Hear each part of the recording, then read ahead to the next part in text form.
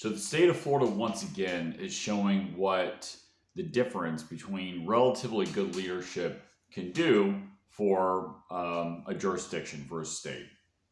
So Florida is certainly not perfect.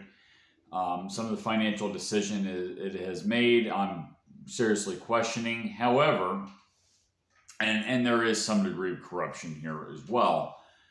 But we have a population that has just surpassed New York, and our budget is significantly smaller, and we are doing really well. We have no state income tax. We have what they call a rainy day fund. In other words, they have money put aside in case something happens, some kind of emergency that happens.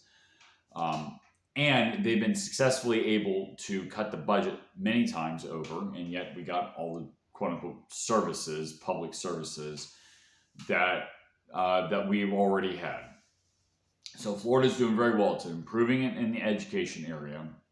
And it goes to show you that you don't need a big budget. You don't need to take in a lot of money in taxes to do well as government. In fact, it seems to be just the opposite. If you look at any jurisdiction, any government that takes in a huge amount of tax revenue, and there usually correlates with it being more of a mess. So you take, for example, again, California, New York. These states have state income taxes. They take a lot of revenue from their citizens, and yet they're absolute basket cases of how to run a government.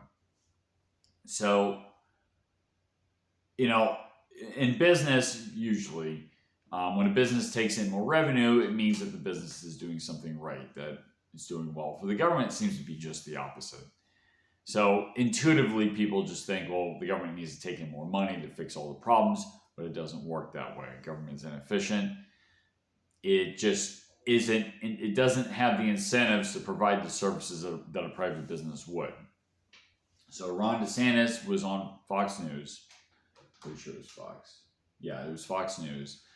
And he was describing how he ran the state. And he ran the state a lot better than many other states are run. In fact, arguably, maybe the best. He's on his way out because we have term limits here in Florida. So we'll see how our new governor will be. But yeah, again, we're not perfect, but it goes to show you that what kind of people you have running things makes a huge difference. And like I already stated before, for a government, you don't need to take a lot of revenue. The government doesn't need to be involved in a bunch of things. The more it is, the more revenue it takes in. You look again at the liberal states, and they're absolute messes of states. So there you have it. There's empirical evidence that doing things this way works a lot better.